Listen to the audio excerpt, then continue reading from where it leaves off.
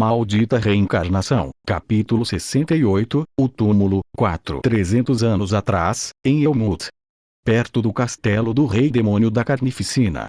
Originalmente era uma planície, mas toda a área havia sido derrubada devido à batalha contra o rei demônio da Carnificina.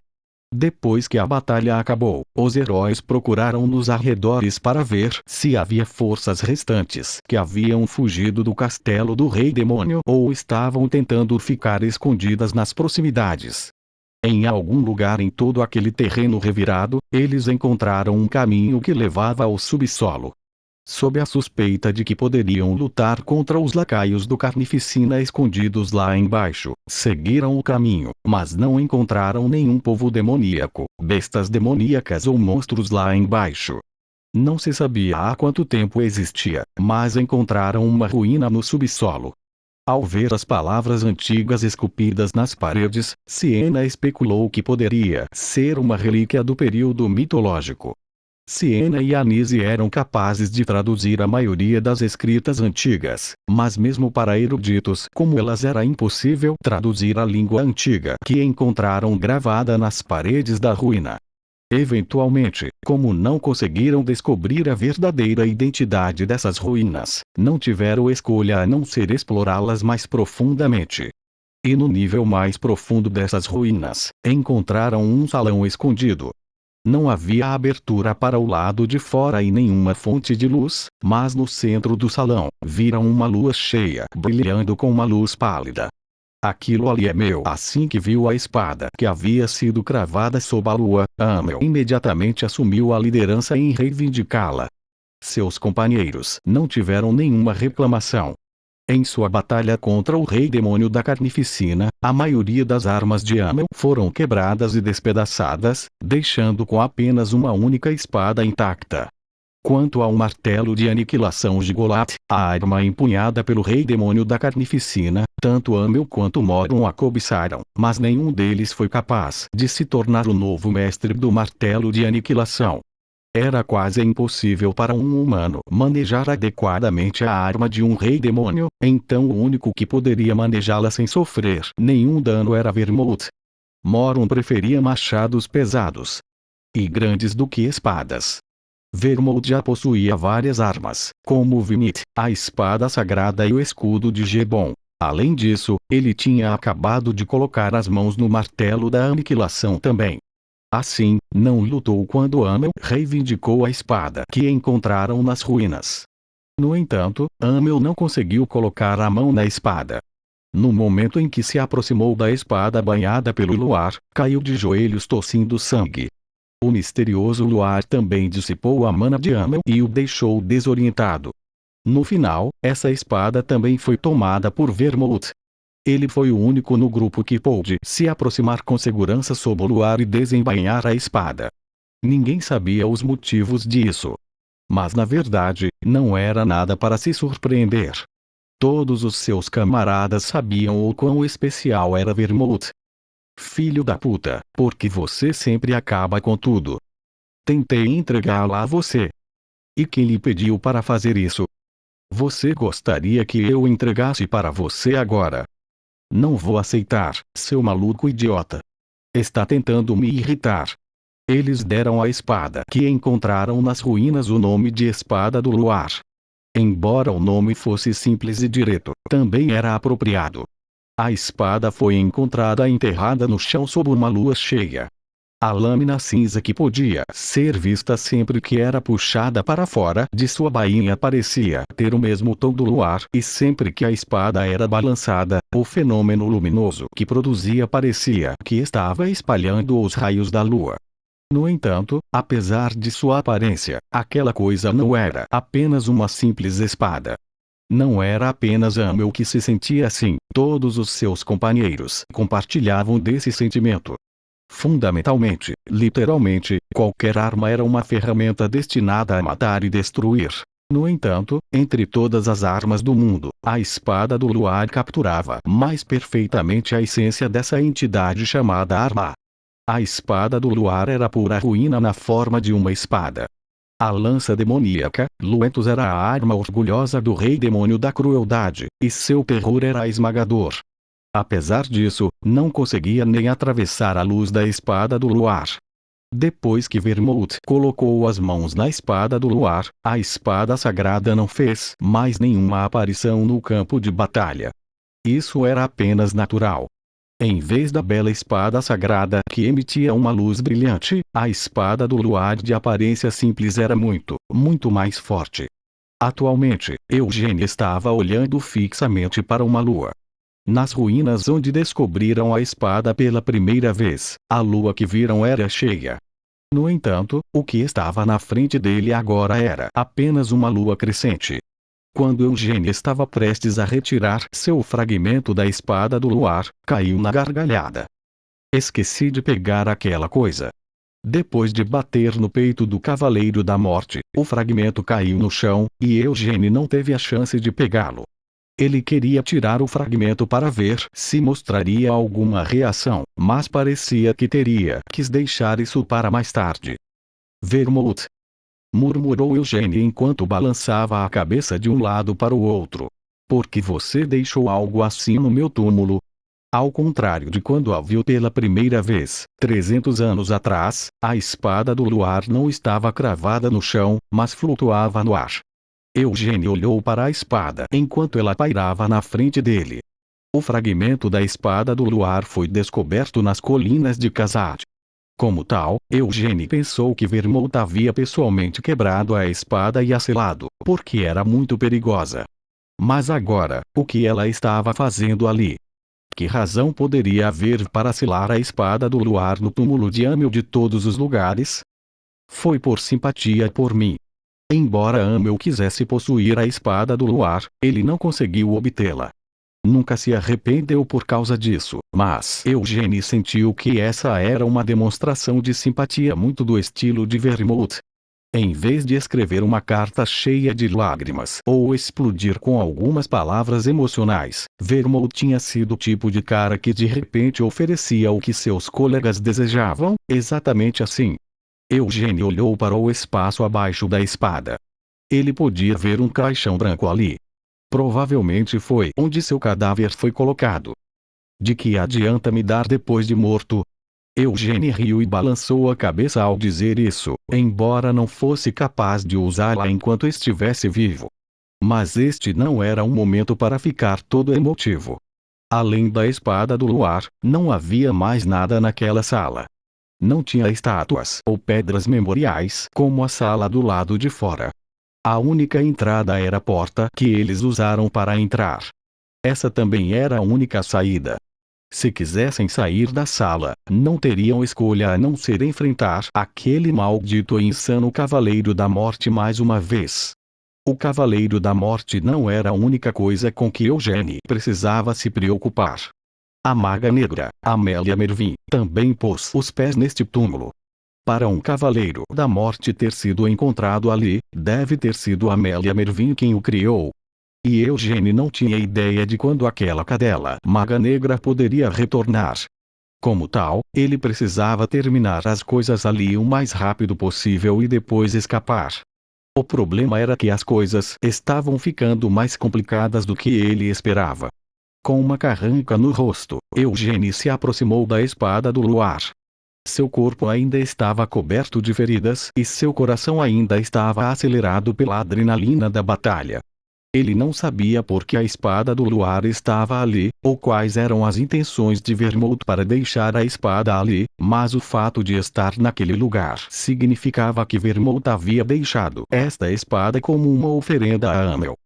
Se for esse o caso, isso significa que está tudo bem eu pegá-la. Dizendo isso com um sorriso, Eugênie estendeu a mão em direção ao luar. No entanto, os sentimentos de preocupação superaram a vertigem e a esperança de Eugênie.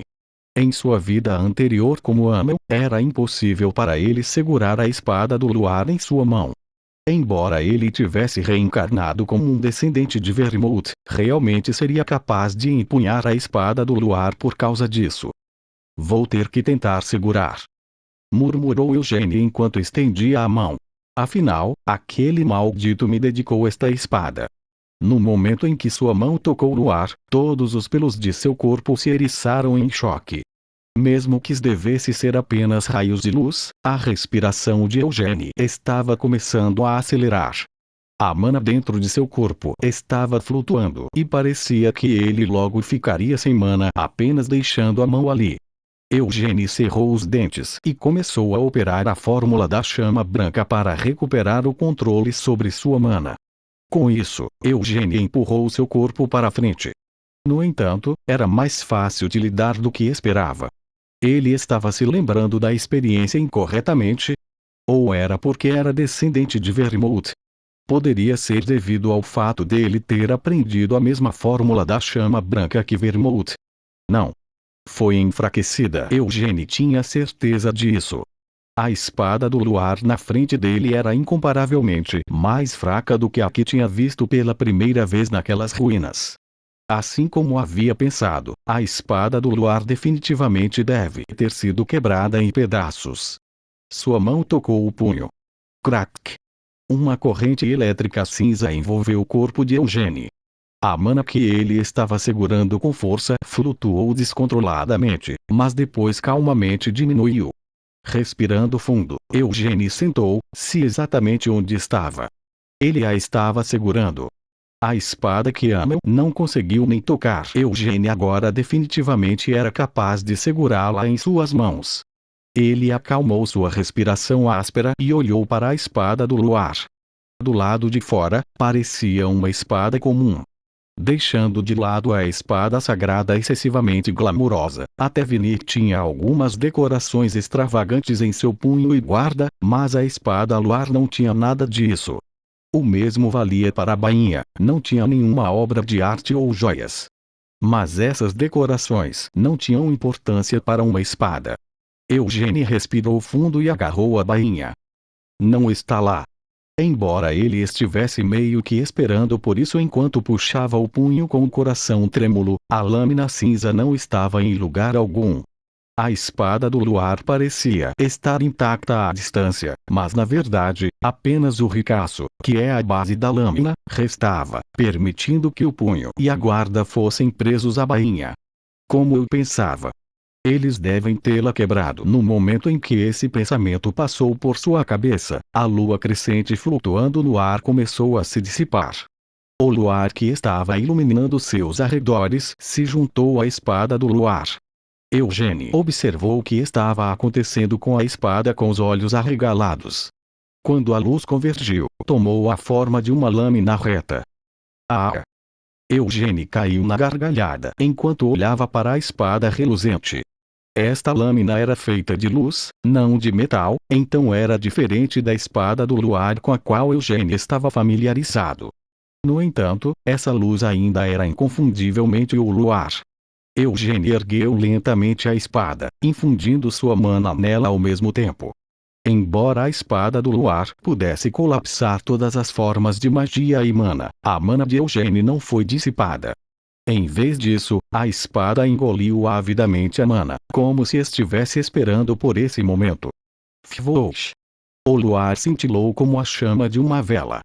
Isso foi causado pelas chamas da fórmula da chama branca ressoando com a espada do luar e se tornando uma. Eugênio deu de ombros e sorriu. É realmente uma espada de merda. As palavras que ele cuspiu não mostrarão nenhum sinal de que estava sobrecarregado de felicidade. Eugênio entendeu exatamente que tipo de arma a espada do luar se tornou. Ele sabia que esta espada feita de luz seria capaz de ressoar com a fórmula da chama branca, mas provou ser também um grande dreno na mana. É claro que poderia ter muito poder para compensar essa desvantagem, mas ainda era uma arma difícil de manusear para ele, que ainda não havia se tornado completo. Ainda assim, é incrível. Eugênio elogiou. Mesmo que tivesse sido quebrada em pedaços, ainda tinha muita força. Pode consumir sua mana insanamente, mas contanto que a use corretamente, seria capaz de mostrar superioridade esmagadora durante as batalhas que usem mana. Se eu soubesse que isso aconteceria, teria escolhido a espada devoradora. No cofre do tesouro do clã Lyonheart estava guardada a espada devoradora, Aspel, uma das armas que Vermouth havia usado. A espada era capaz de cortar feitiços e devorar a mana. No entanto, embora sua capacidade de cortar feitiços fosse realmente semelhante à espada do luar, em termos de poder absoluto, a última era muito superior. Se as duas espadas fossem usadas juntas, suas desvantagens seriam compensadas uma pela outra. A mana drenada pela espada do luar seria suplementada pela absorção de Aspel, e a falta de poder de Aspel seria suplementada pela espada do luar. Como não havia como eu saber que realmente seria capaz de colocar minhas mãos na espada do luar, não tenho como evitar. De qualquer forma, ele já tinha Vinit, que era insuperável em termos de conveniência. Se ele conseguisse invocar Tempeste com sucesso, Eugênio seria capaz de criar uma tempestade mesmo sem ter que brandir sua espada. Se eu fizer o meu melhor para agir bonito e implorar por isso, talvez eles me deem Aspel também. Eugênio murmurou para si mesmo. Se fosse Gilead, essa ideia provavelmente funcionaria de verdade. Estalando a língua, Eugênio deslizou a espada do luar de volta em sua bainha. Claro, era apenas um pensamento ocioso. Não havia como Eugênio agir de forma fofa na frente de Gilead. Mas e agora, o que faço? Eugênio caiu em pensamentos profundos enquanto esfregava o queixo. Ele deveria apenas descansar ali e passar o tempo um pouco. Não importa. Seria um pé no saco se Amélia chegasse enquanto ele fazia isso. Eu ainda tenho a carta pessoal de Balzac, mas não havia como Eugênio esperar que ele a encontrasse em um lugar que não fosse o próprio território de Amélia. Eugênio poderia ter aceitado a carta, mas realmente não queria contar com o favor de Balzac. Bem, na pior das hipóteses, ele não teria escolha a não ser usá-la. Embora eu não tenha certeza se ela realmente vai recuar só de ver uma carta, Eugênio não podia colocar todas as suas esperanças nessa carta. Se possível, queria lidar com essa situação sozinho. Ele olhou para Laman, que ainda estava caído no chão. Por enquanto, apenas deixaria esse cara ali enquanto lidava com o Cavaleiro da Morte lá fora. Quanto à ignição, não há necessidade de usá-la, julgou Eugênio. Esta também era uma chance de testar o poder da espada do luar. Antes disso, Eugênio abriu o caixão branco. Como havia pensado, não havia nenhum cadáver dentro. No entanto, olhando mais de perto, Eugênio ficou mudo de surpresa. O cadáver estava realmente desaparecido, mas havia outras coisas dentro do caixão. Na parte de baixo da tampa do caixão, havia uma inscrição. Algum dia, eu vou encontrá-lo novamente no mundo que está desejando. E sob essas palavras escritas por Siena, algo mais havia caído. GRRR. Enquanto rosnava como uma fera, o Cavaleiro da Morte olhou para a porta. Não muito tempo se passou desde que os intrusos passaram por aquela porta. Nesse curto espaço de tempo, o Cavaleiro da Morte já havia golpeado com suas garras na porta centenas de vezes. No entanto, ainda não havia sido capaz de arrombá-la. Ele tentou quebrar a porta centenas de vezes antes, mas além de não conseguir, a porta nunca mostrou nenhum sinal de dano. Como eles entraram? O Cavaleiro da Morte questionou mais uma vez. Ele simplesmente não conseguia entender isso.